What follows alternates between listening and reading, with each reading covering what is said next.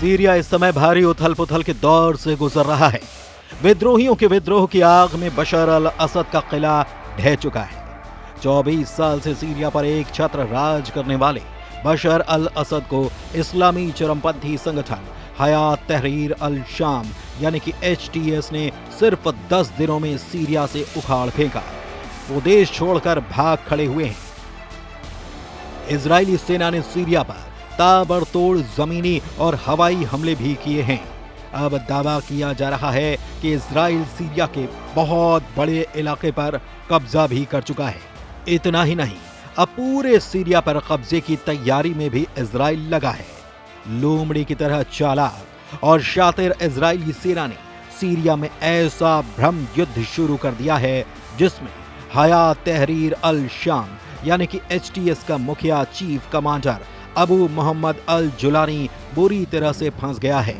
कुछ खबरों में दावा किया गया है कि कमांडर जुलानी ने डंके की चोट पर कहा कि उसे मोहरा बनाया जा रहा है और अब कोई भी देश हयात तहरीर अल शाम यानी कि HTS का साथ देने के लिए तैयार नहीं है।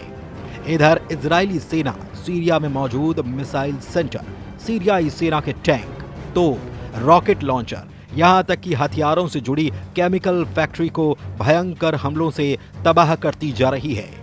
मिडिल ईस्ट से जुड़े एक्सपर्ट्स का दावा है कि इजराइल मौके का फायदा उठाते हुए पूरे सीरिया को कब्जा लेना चाहता है, जिसमें कहीं न कहीं अमेरिका भी शामिल है। उधर सीरिया के गोलन हाइट्स और दूसरे इलाकों में इजरायली सेना ने गाजा और लेबनान के बजाय सीरिया पर भीषण हमले शुरू कर दिए हैं। इजरायली हमलों के बाद फ्रांस, जर्मनी और ब्रिटेन के बयान भी सामने आए हैं। फ्रांस ने तो कहा कि इजरायली सेना को सीरिया से तुरंत निकल जाना चाहिए, जबकि जर्मनी और ब्रिटेन ने इजराइल से कहा कि वो सीरिया पर हमला करने, संयम और सावधानी बरतने का काम करे। लेकिन हैरानी की बात तो यह है कि इस वक्त इजरायली प्रधानमंत्री बेंयामिन नेतन्याहू किसी की भी बात सुनने के लिए तैयार नहीं है और पूरे सीरिया पर वो लगातार हमले कर रहे हैं। जरा देखिए इजरायली सेना ने सीरिया का क्या हाल कर रखा है। मिडिल ईस्ट की मीडिया ने दावा किया है कि इजराइल के प्रधानमंत्री बेंयामिन नेतन्याहू ने सीरिया में ग्रेटर इजराइल मिशन भी शुरू कर दिया है, जिसमें पूरे सीरिया पर कब्जा करना भी शामिल है। सीरिया के राष्ट्रपति बशर अल असद को विद्रोहियों ने उखाड़ फेंका है। असद की सत्ता जाने के बाद सबसे बड़ा फायदा इजराइल को हुआ है, क्योंकि उसने एकदम सही मौका देखकर सीरिया के खिलाफ हमला बोल दिया। सीरिया पर इजराइल ने कम से कम 500 हवाई हमले किए हैं। इजरायली सेना का अनुमान है कि उसने सीरियाई सेना की लगभग 80% रणनीतिक क्षमताओं को नष्ट कर दिया है। सीरिया की नौसेना पर हमले कर कई जहाज को डुबो दिया गया है। इतना ही नहीं, इजरायली सैनिकों ने सीरियाई सेना के नियंत्रण में एक बफर जोन के क्षेत्र पर भी कब्जा कर लिया। इसमें रणनीतिक रूप से स्थित माउंट हर्मन भी शामिल है, जो दमिश्क से 40 किलोमीटर दूर है। कुछ रिपोर्ट्स में यहां तक दावा किया गया है कि इजरायली सेना सीरिया की राजधानी दमिश्क से लगभग 12 किलोमीटर दूर रह गई है। इधर नेतन्याहू ने 99 दिनों में अपनी पहली प्रेस कॉन्फ्रेंस में कहा, जो कोई भी हमारे साथ शांति से रहना चाहता है, हम उसकी ओर हाथ बढ़ा रहे हैं, और जो कोई भी हमें चोट पहुंचाने की कोशिश करेगा, हम उसका हाथ काट कर रख देंगे। उधर तुर्की ने भी डबल गेम खेल दिया है, जिसकी वजह से कयास लगाए जा रहे हैं कि सीरिया में कमांडर जुलानी फंस चुके हैं। हैरानी की बात तो यह है कि सीरिया से असद परिवार का पतन करने वाला इस्लामिक चरमपंथी संगठन हयात तहरीर अल शाम यानी कि HTS भी इजरायली हमलों के सामने बेबस नजर आ रहा है।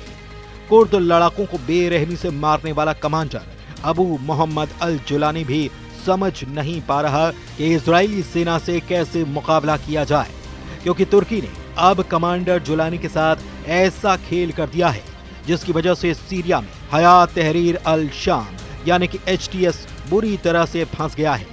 यानी कि तुर्की अब हयात तहरीर अल शाम का साथ देने के लिए तैयार नहीं है, क्योंकि इजराइल ने अमेरिका पर दबाव बनाया है कि अगर सीरिया पर हयात तहरीर अल शाम यानी HTS की सरकार आए तो पूरे मिडिल ईस्ट में ISIS की तरह हमले होंगे और कमांडर जुलानी दूसरा बगदादी साबित होगा। 42 साल के कमांडर अबू मोहम्मद अल जुलानी की नई तस्वीरें भी सामने आई हैं। राजधानी दमिश्क में अल शफी मस्जिद से निकलते वक्त कमांडर जुलानी थोड़ा तनाव में नजर आ रहा है।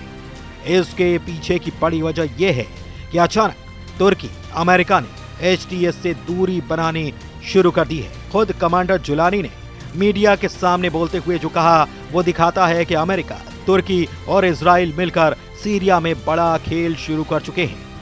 हयात तहरीर अल शाम यानी कि HTS के कमांडर अबू मोहम्मद अल जुलानी ने दो चूक कहा कि हयात तहरीर अल शाम ने अपने दम पर 54 साल से सीरिया की सत्ता पर काबिज असद परिवार का पतन किया है। कमांडर जुलानी ने दावा किया कि असद का तख्ता पलट हयात तहरीर अल शाम ने खुद के बनाए हथियारों से किया है। कमांडर जुलानी ने तुर्की और इजराइल का नाम लिए बगैर कहा कि अब अगर कोई तीसरी ताकत सीरिया पर कब्जा करेगी तो वो तबाह बर्बाद हो जाएगी। कमांडर जुलानी ने यहां तक कहा कि सीरिया के इस्लामिक साम्राज्य लेवंत की भूमि है जिस पर आज तक कोई कब्जा नहीं कर पाया। कमांडर जुलानी का दावा है कि सीरिया से मंगोलों को भागना पड़ा। फारसी साम्राज्य का सीरिया में अंत हुआ। रोमन साम्राज्य भी सीरिया यानी कि लेवंत भूमि से भागने के लिए मजबूर हुआ। फ्रांसीसियों को भी सीरिया से भागना पड़ा। यहाँ तक कि खुद को खलीफा समझने वाले तुर्की का ओटोमन खलीफा साम्राज्य भी सीरिया की लेवंत भूमि पर टिक नहीं पाया। असल में इस्लामिक चरपंथी संगठन हयात तहरीर अल शाम यानी कि HTS का मतलब है लेवंत की मुक्ति के लिए संगठन। IDF के पूर्व ऑपरेशन प्रमुख यसुरेल जिव का दावा है कि HTS यानी कि लेवंत की मुक्ति के लिए संगठन का मिशन है सीरिया, लेबनान, जॉर्डन और इजराइल को मिलाकर एक नया इस्लामिक देश बनाना है जहां पर शरिया कानून के जरिए देश चलाया जाएगा। अब सवाल उठता है कि अगर कमांडर जुलानी को तुर्की या फिर किसी और देश भागना पड़ा या फिर इजरायली सेना से सीधी जंग करनी पड़ गई तो क्या मिडिल ईस्ट के अरब और मुस्लिम देश हयात तहरीर अल शाम यानी कि HTS का साथ देंगे? तो इसका जवाब है मौजूदा हालात को देखते हुए हयात तहरीर अल शाम यानी कि HTS का साथ ना तो अरब और मुस्लिम देश देने को रत्ती भर तैयार हैं, ना ही अब बाकी अरब और मुस्लिम देश अमेरिका पर भड़क जरूर रहे हैं कि वो हयात तहरीर अल शाम को सीरिया में भस्मासुर बनाने में आखिर क्यों लगा है। सऊदी अरब, संयुक्त अरब अमीरात और मिस्र जैसे देशों ने हयात तहरीर अल शाम यानी कि और उसके कमांडर जुलानी के खिलाफ मोर्चा खोल दिया है। इन सभी अरब मुस्लिम देशों ने अमेरिका को चेतावनी दी है कि वो उन पर हमले में शामिल रहे। सऊदी अरब, UAE और मिस्र जैसे देश सीरिया में अचानक आए इस बदलाव से सदमे में हैं। मिस्र के एक अधिकारी ने गहरी नाराजगी जताते हुए कहा कि अल कायदा से जुड़े HTS का बहुत तेजी से रीब्रीडिंग की जा रही है। आने वाले दिनों में HTS ISIS की तरह मुस्लिम देशों को तबाह करने में जुट जाएगा। अरब और मुस्लिम देशों का साफ कहना है कि मुस्लिम ब्रदरहुड जैसे इस्लामिक संगठनों से पहले ही अरब के कई देश डरे हैं। HTS के लड़ाके मुस्लिम ब्रदरहुड से ज्यादा कट्टर मुस्लिम हैं। इसलिए अब अरब देशों का कहना है कि सीरिया में उन्हें इजरायली कब्जा कबूल है लेकिन हयात तहरीर अल शाम यानी कि HTS नहीं। उधर इजरायली सेना का अनुमान है कि सीरिया में 70 से 80% हथियार नष्ट हो चुके हैं। तो वहीं इजराइल ने सीरिया की नौसेना के बेड़े पर हमला किया और अल बायदा लताकिया पोर्ट पर हमला कर 15 जहाजों को बर्बाद कर दिया। कुल मिलाकर सीरिया में इजराइल के बेतहाशा जमीनी और हवाई हमलों से साबित हो रहा है कि गजा, लेबनान के बाद अब इजरायली सेना सीरिया पर भी अपना पूरा कंट्रोल चाहती है। देखना होगा कि आने वाले दिनों में कमांडर जुलानी इजरायली हमलों से निपटने के लिए आगे क्या क्या करता है।